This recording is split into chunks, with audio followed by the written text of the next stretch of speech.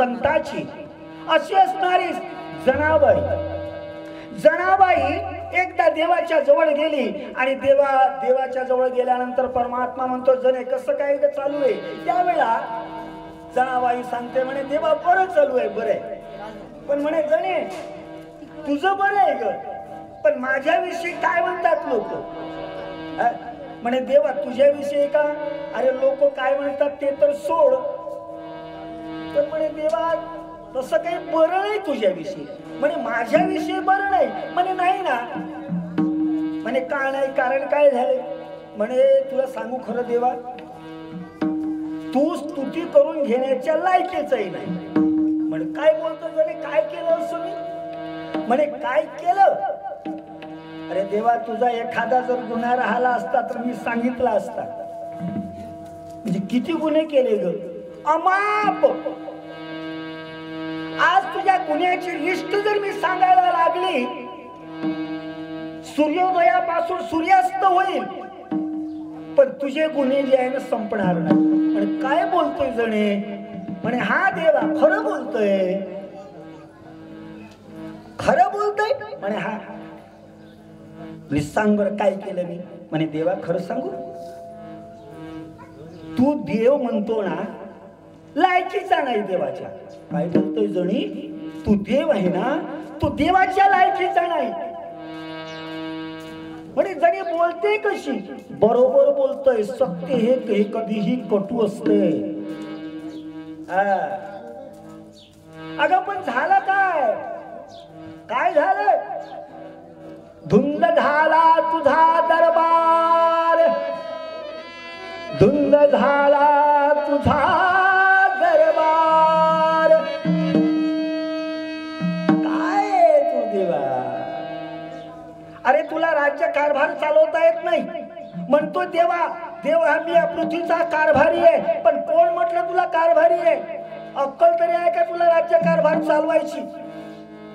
देवाला म्हणताय, देवाची अक्कल काढताय. कोण? ही जणी देवाची अक्कल काढताय.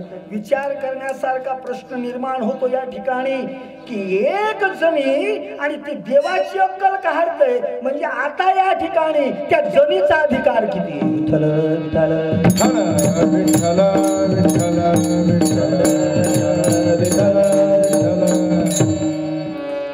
आणि त्यावेळेला ती जणी सांगायला लागली, देवा सांगू का तुझे गुणी? आणि सांग. पुण्यवंत पाताळ लोके नेला, दारिद्र्य तो भाग्यवंत केला.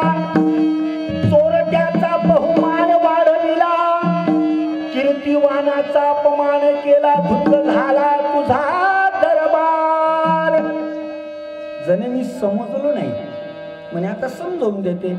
पुण्यवंत पाताळ लोकी नेला. पुण्यवंत कोण? राजा बळी. राजा बळी. तू त्या बळीच्या दारात वामन बनून गेला ना. म्हणे हा काय मागितलं? 3 पावलं भूमी मागितली. म्हणे हा दिली. मग तू काय केलं? एका पावलात ही पृथ्वी व्यापली, दुसऱ्या पावलामध्ये काय व्यापलं? आकाश, हे सर्व अंतरिक्ष सर्व व्यापलं. आणि तिसरं पाऊल ठेवायला जागा नव्हती, म्हणून तिसरं पाऊल कुठे ठेवलं? त्याच्या डोक्यावर ठेवलं. काय अक्कल आहे देवा तुला? अरे जो पुण्यवंत होता राजा बळी, काही साधा माणूस आहे का? एवढा पुण्यवंत राजा बळी, आणि त्याच्या डोक्यावर पाय देऊन त्याला पाताळात घातला. हा न्याय केला का तू? अगं जणी तसं नव्हतं, ते कारण नको सांगू. पुण्यवंत पाताळ लोकी नेला. दुसरा नंबर, दारिद्र्य तो भाग्यवंत केला. कोण? सुदामा ब्राह्मण. ज्याच्या जीवनामध्ये 18 विश्व दारिद्र्य आहे असा सुदामा, त्याला भाग्यवंत केलं. काय घेतलं रे त्याच्यापासून? तू मुठभर पोहे, आणि तेही पोहे कोणते? जे कोंबड्याला टाकतो आपण. कोंबड्याला जे टाकतं ना बारीक चुरा, ते पोहे. त्याच्या जवळचे मुठभर पोहे खाल्ले, आणि त्या मुठभर पोह्यामध्ये मुष्टीभर पोहे घेऊन गाव सोनी याचा दिला. एवढा अधिकार कोणाला? दारिद्र्य जो होता सुदामा, त्याला एवढा अधिकार. हा न्याय आहे का देवा? हा न्याय आहे का? हा न्याय नाही. एवढंच नाही, तिसऱ्या नंबर मध्ये चोरट्याचा बहुमान वाढविला. चोरटा कोण? वाल्या कोळी. अरे या वाल्या कोळ्यानं केलं काय? एक एक मारून एक एक दगड राजनात टाकला. 7 राजन भरले.